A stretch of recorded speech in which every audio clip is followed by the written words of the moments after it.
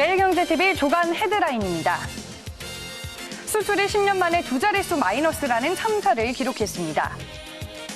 지난 1일 조선중앙통신이 보도한 전원회의 보고 전문에 따르면 김 위원장은 미국의 비핵화 협상과 대북 제재를 뚫고 경제 발전과 무력 발전을 동시에 추진할 것을 천명했습니다. 김정은 북한 국무위원장이 노동당 중앙위원회 제7기 제5차 전원회의 보고 전문에 남북 관계에 대한 언급이 단 한 차례도 등장하지 않았습니다. 새해부터 세계 주요 경제 지표가 상승세를 이어가면서 글로벌 경제의 청신호가 켜지고 있습니다. 제네시스의 첫 번째 SUV 모델인 GV80이 역동적이면서 우아한 디자인과 최첨단 신기술을 장착하고 이달 국내 증시에 출시됩니다.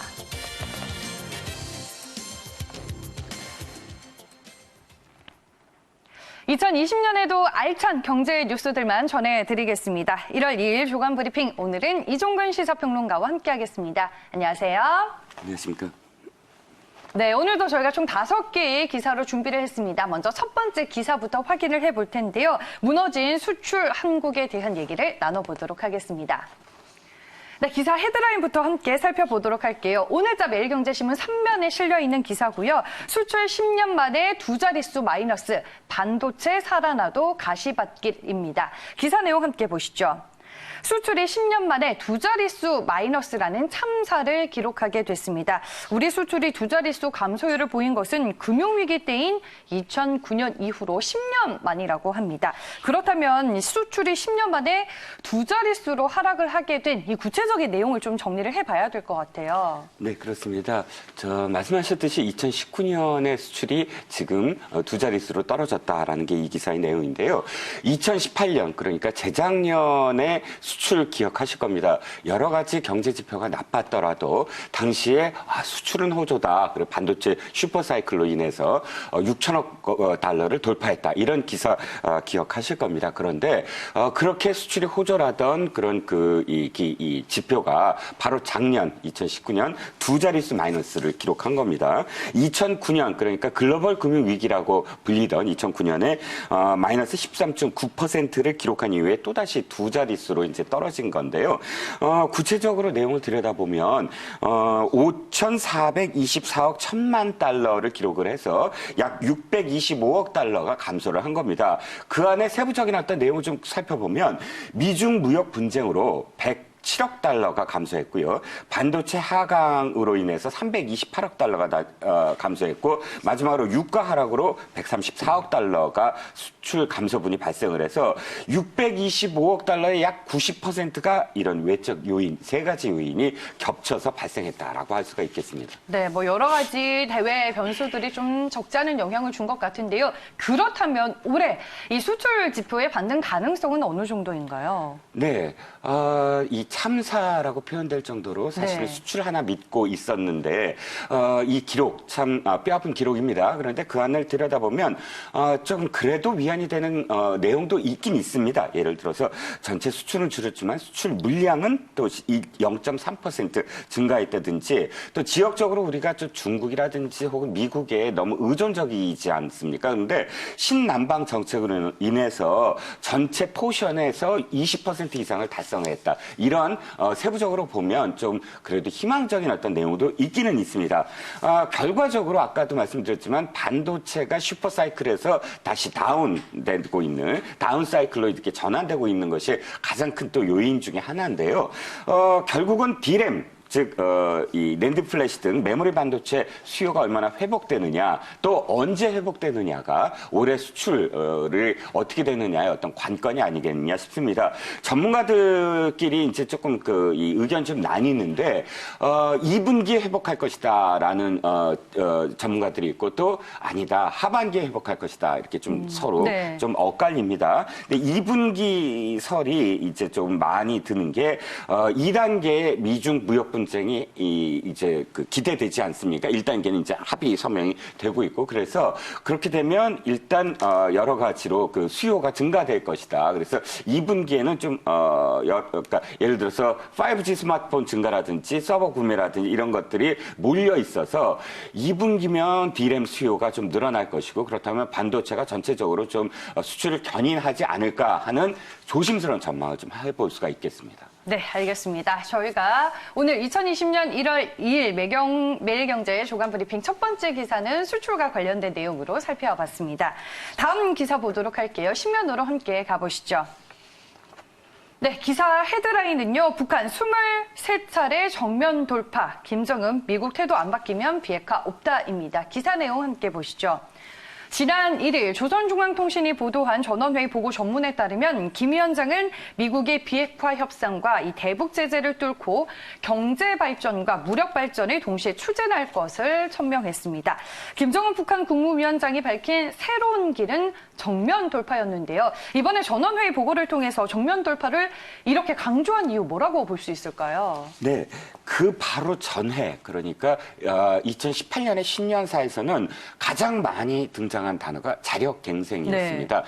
그 안에는 핵이란 말이 빠져 있었어요. 비핵화라는 말은 있었지만 어쨌든 핵을 갖고 무엇인가를 하겠다, 뭐 무력 시위를 하겠다라고 한 적이 없었거든요. 그런데 이번에 다시 핵과 경제 이 두 가지 단어가 동시에 네. 이 정면 돌파하겠다. 양쪽으로 다 정면 돌파하겠다는 거죠. 그러니까 미국이 주도하는 어떤 경제 제재에서 그것을 돌파하기 위해서는 우리가 자력갱생을 해갖고 정면으로 거기에 맞서겠다.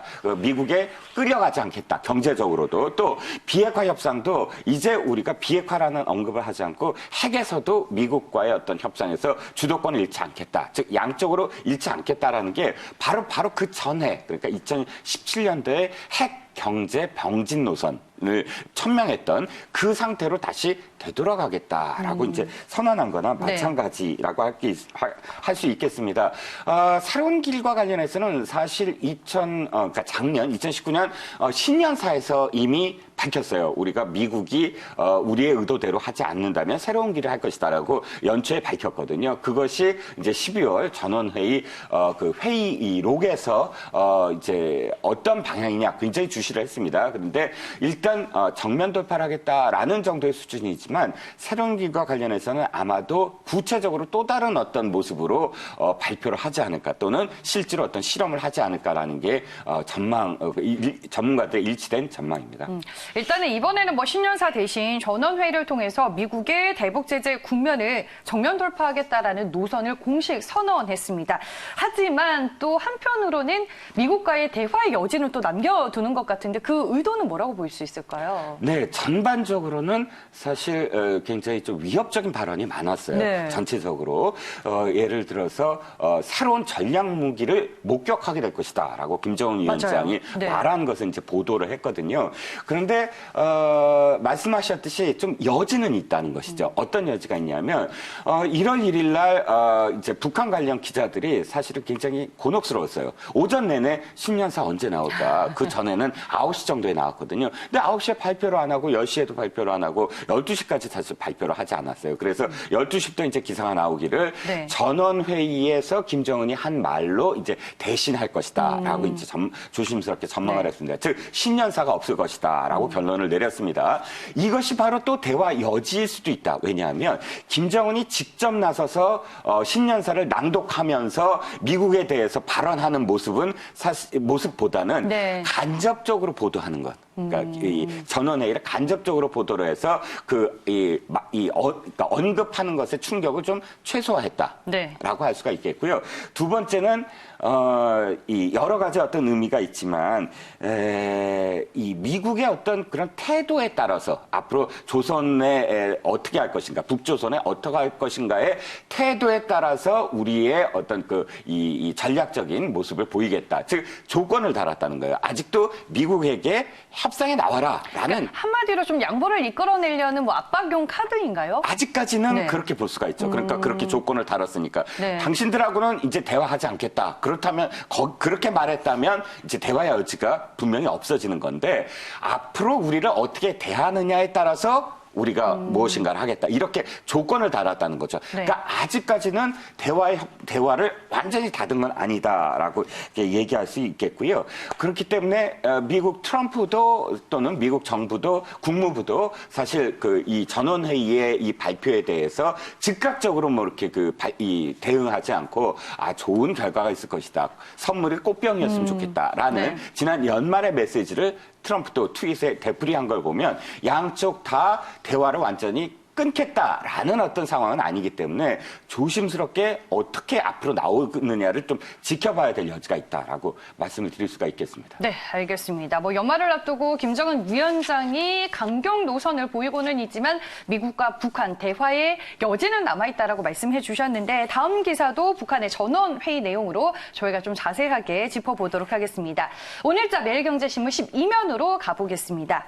네, 기사 제목은요. 김정은 남북관계 언급 0번, 이 노골적 외면에 문재인 대통령의 촉진자론 휘청입니다. 기사 내용 함께 보시죠. 김정은 북한 국무위원장의 노동당 중앙위원회 제7기 5차 전원회의 보고 전문에는 남북관계에 대한 언급이 단 한 차례도 등장하지 않았습니다.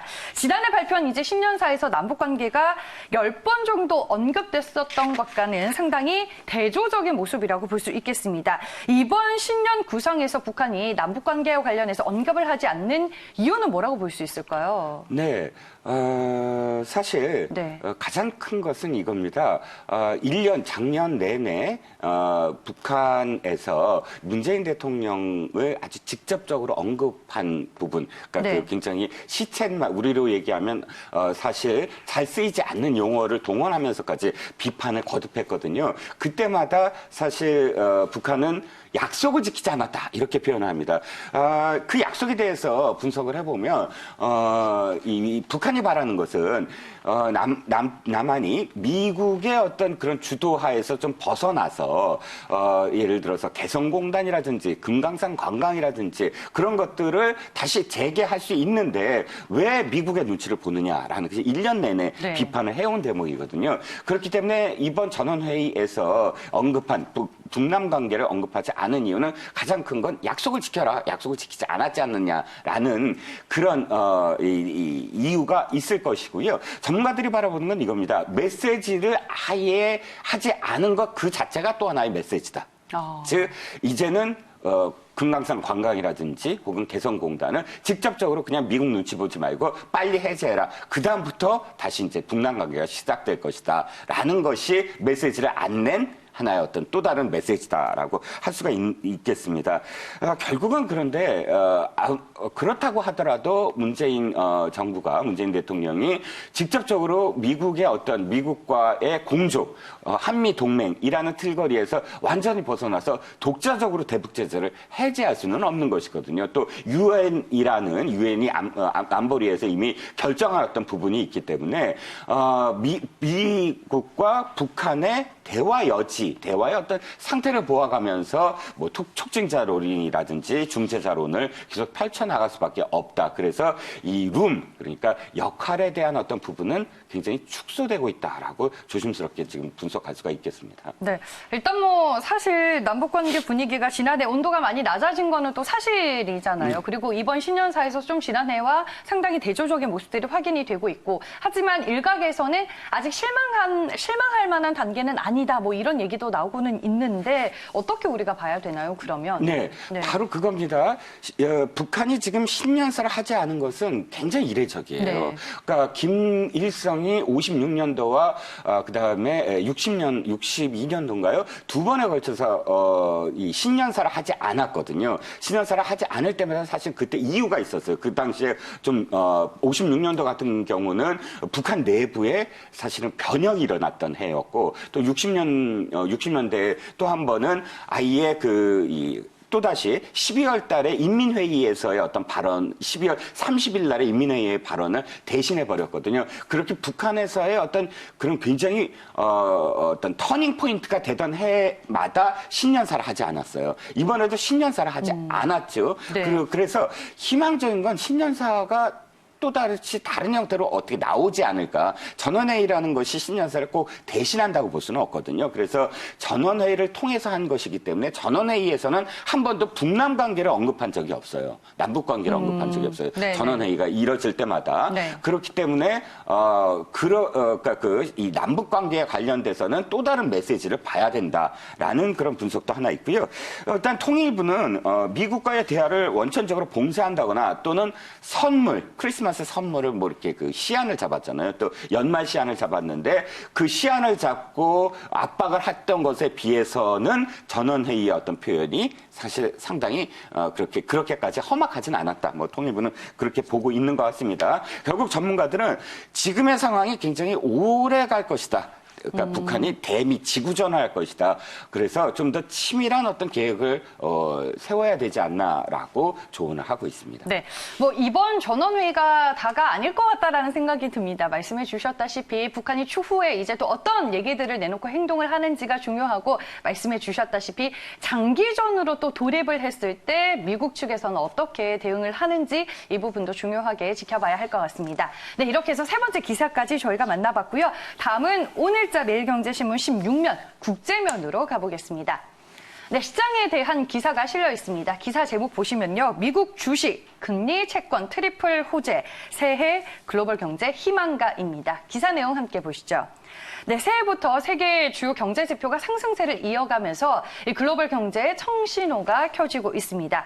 지금 미국 국채 시장에서 장단기 금리 차가 14개월 내 최대로 벌어지게 됐고요. 미중 무역 합의로 인해서 경기 개선 기대감이 또 상당히 커지고 있습니다. 미국의 국채가 지금 어떻게 흘러가고 있나요? 네, 이미 12월부터 이 신호가 적신호에서 청신호로 바뀌었다라는 기사를 접하셨을 겁니다. 작년 12월부터.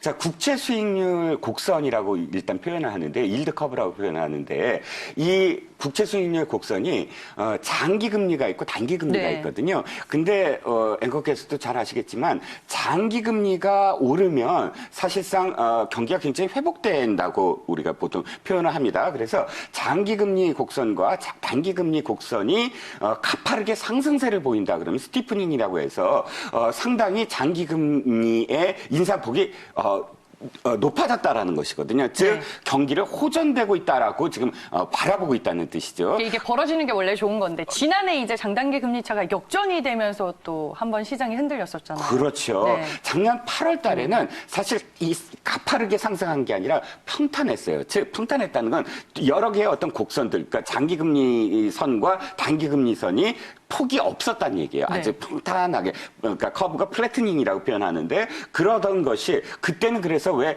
공포라는 표현까지 썼잖아요. 이게 경기 침체가 완전히 공포스럽다. 근데 12월 달에 이게 가파르게 이렇게 벌어지면서 상승하기 시작했다. 즉 경기가 굉장히 회복될 것이다라고 청신호를 보이고 있다. 14개월 만에 수익률 격차 굉장히 벌어졌다. 이렇게 기사가 나오고 있습니다. 여기에 힘입어서 지금 채권, 독일 채권과 그다음에 미국의 국채를 막 내다 팔기 시작한다는 거죠. 채권을 팔기 시작한다는 건 뭐냐면 채권은 안전자산이잖아요. 즉 주식이라든지 혹은 리스크가 있는 자산보다는 이럴 때는 그냥 안전적으로 해야 돼라고 해서 채권을 사지만 지금은 경기가 이제 화랑이 되면 주식에 이제 투자를 해야 돼. 또 다른 것에 투자를 해야 돼 하면서 채권을 팔기 시작한다는 거죠. 채권을 팔면 금리가 상승할 수밖에 없고 즉 또 주가도 상승하고 있다라는 뜻이고 즉 국채, 채권, 채권 금리 또 주가까지 트리플 호재다. 그러니까 작년에 12월 달에 주가가 어마어마하게 또 미국 뉴욕 증시가 오르고 마감을 하지 않았습니까? 그렇기 때문에 지금 여러 가지 면에서 굉장히 글로벌 경제는 청신호다라고 이 기사는 지금 표현하고 있는 것이죠. 네, 기사 헤드라인에서도 확인이 되고 있습니다. 새해부터 이제 글로벌 경제를 두고 희망가가 울려 퍼지고 있는데 글로벌 경제가 진짜 그러면 활력을 지금 되찾고 있는 건가요? 네, 그렇습니다. 네. 여러 가지 이유가 있지만 가장 큰 건 제가 보기에는 미중 무역 분쟁이에요. 우리도 첫 번째 기사에서 좀 암울한 기사를 좀 소개시켜드렸지만 거기서도 가장 큰 이유가 미중 무역 분쟁 말씀을 드리지 않았습니까? 근데 일단 미중 무역 분쟁이 1단계가 합의가 이루어지는 상황이고 또 2단계로 넘어가는 상황에서 트럼프나 시진핑이 상황 관리를 하고 있다라고 지금 보여지고 있거든요. 그래서 2단계의 어떤 그런 상황이 되면 중국도 추가 부양책을 낼 것이다. 중국의 추가 부양책이 갖고 있는 의미는 굉장히 또 크거든요. 중국의 어떤 그런 뭐 국내 수요라든지 뭐 내수의 어떤 화랑을 또 기대할 수가 있고요. 이런 부분들과 함께 또 미국 연준이 지난해 이미 3차례나 금리 인상을 발표를 했습니다. 그래서 금리 인상과 관련된 리스크가 최소한 상반기 올해 내로 크지 않겠다라는 또 그런 그 신호로도 받아들여지고요. 한 가지 좀 조심스럽게 전망하는 그 측면에서는 그래도 어쨌든 미국의 그 이 성장률은 2%에 그칠 것이 아니냐. 네. 너무 많이 그러니까 장밋빛 환상을 갖는 것보다는 현재 좋은 어떤 현상이긴 하지만 조금씩 이제 좀 지켜볼 대목도 있다라고 경계론을 피는 분석가들도 있습니다. 네, 알겠습니다. 올해 2020년 글로벌 경제나 글로벌 증시의 회복이 점쳐지고 있는 상황입니다. 하지만 일각에서는 또 신중하자라는 얘기도 나오고 있으니까요. 여러분들 잘 참고해 보시길 바라겠습니다. 매일경제 조간 브리핑 마지막 기사 보겠습니다. 제네시스의 신차 SUV GV80에 대한 기사가 실려 있습니다. 많은 분들이 이 차 출시를 또 상당히 기다리고 계시던데요. 기사 제목부터 볼게요. 럭셔리 SUV 미래 제네시스 GV80 베일 벗었다입니다. 오늘자 매일경제신문 21면에 실려 있고요. 기사 내용을 함께 보겠습니다. 네, 제네시스의 첫 번째 SUV 모델인 GV80이 역동적이면서 우아한 디자인과 최첨단 기술을 장착하고 이달 국내 시장에 출시가 됩니다.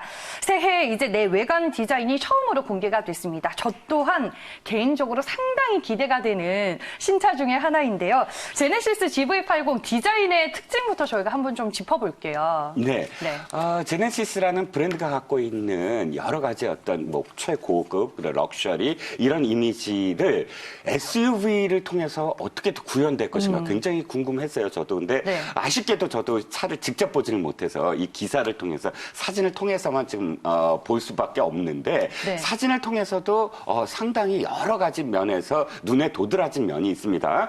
첫 번째가 지금 여기서 이 디자인 컨셉을 이야기할 때 디자인 컨셉이 굉장히 우아하다 그리고 역동적이다. 우아하다는 의미와 역동적이다는 의미가 조금 다를 수도 있지만 역동적인 우아함이라고 표현했을 때 그것이 어떻게 보여질까 굉장히 궁금했거든요. 결국은 굉장히 럭셔리하면서도 굉장히 감성적이면서도 그 여러 가지 라인들, 그러니까 자동차를 판단할 때 이 곡선부가 어떤 형태로 나오느냐에 따라서 전체적인 이미지를 좌우한다고 합니다. 그래서 보면 그 벤틀리의 럭셔리 감성에 플러스 쿠페의 그 루프라인까지 전체적으로 역동적인 모습을 보이면서도 우아한 곡선을 구현해냈다라고 기사는 소개를 하고 있고요.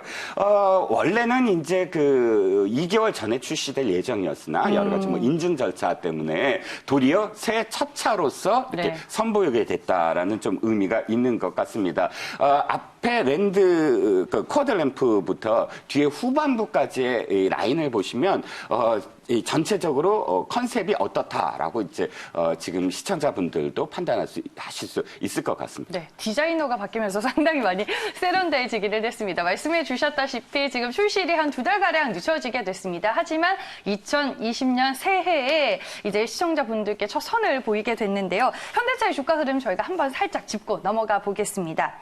현대차 그룹은 새해 연초부터 이제 신차를 속속 발표할 예정이고요. 현대차는 최근에 수급을 보면 외국인보다는 기관의 매수세가 훨씬 뚜렷합니다. 지난 2019년 마지막 거래일이죠. 12월 30일에는 보합권에서 마감이 됐습니다. 12만 500원의 조가가 형성이 됐네요. 이제 우리가 뭐 디자인도 봤지만 그 안에 들어가는 최첨단 신기술이 또 상당히 주목을 받고 있더라고요. 네, 보니까 최초라는 말이 굉장히 많이 네. 또 이 기사에 등장을 합니다. 그 중에서 저는 좀 안전성은 무엇이 있을까 하고 좀 찾아봤거든요. 근데 제일 또 이렇게 눈에 들어오는 게 이겁니다. 우리가 정면 충돌 시에는 이제 에어백이 나오잖아요. 양쪽 다 보조석. 근데 측면 충돌 시에 어떻게 될 것인가? 그러니까 측면으로 충돌할 때는 또 뒤에 타고 있는 사람들의 탑승자 간의 또 이 충돌, 탑승자 간의 부딪힘으로써 머리가 다치는 경우가 굉장히 많거든요. 여기서 지금 강조하는 것은 앞좌석 센터 사이드에 에어백을 최초로 적용했다는 거예요. 즉 측면 충돌 시에도 앞좌석에서 이 에어백이 나옴으로써 전체적으로 머리 상해를 80% 줄였다는 실험 결과를 지금 이렇게 발표를 네. 하고 있습니다. 그 외에도 차세대 고속도로 주행 보조 기술을 탑재했다든지 또 하나 또 눈에 들어오는 게 능동형 노면 소음 저감 기술을 세계 최초로 탑재했다. 또 AI 기술을 많이 또 이렇게 또 도입을 했습니다. 그래서 내비게이션도 뭐 증강현실을 뭐 도입했다든지 기타 소소한 그런 부분에서도 굉장히 많이 새로운 기술들이 이제 탑재됐다라고 기사는 소개하고 있습니다. 네. 어떻게 보세요? 흥행할 거라고 보세요? 저는 지금 많이 또 기다렸을 것 같아요. 왜냐하면 네. SUV 시장이 우리가 굉장히 많이 늘어나고 있거든요. 맞아요. 근데 SUV 시장도 보면은 이게 이 시장이 굉장히 넓어지고 있어요. 그러니까 네. 넓어진다는 건 아주 소형 SUV에 굉장히 많이 또 치중을 했는데 이제는 굉장히 고급화된 SUV 시장이 굉장히 열리고 있다. 아니 지난해 현대차 그룹이 또 팰리세이드로 하반기 한번 히트를 쳤잖아요. 히트를 쳤죠. 네. 그런데 고급화된 SUV 시장은 사실 외제차가 훨씬 더 많았어요. 근데 네. 국내에서 이 제네시스가 이 고급 SUV를 이렇게 또 시장을 확실하게 열면서 이 시장 자체가 앞으로는 또 경쟁이 치열한 시장이 되지 않을까라고 또 전망을 할 수가 있겠습니다. 네, 알겠습니다. 이렇게 해서 저희가 오늘자 매일경제신문 21면에 실려있는 GV80에 대한 얘기까지 모두 나눠봤습니다. 매일경제 주간 브리핑 오늘 준비한 순서는 여기까지고요. 지금까지 이종근 시사평론가와 함께했습니다. 오늘 말씀 잘 들었습니다. 고맙습니다.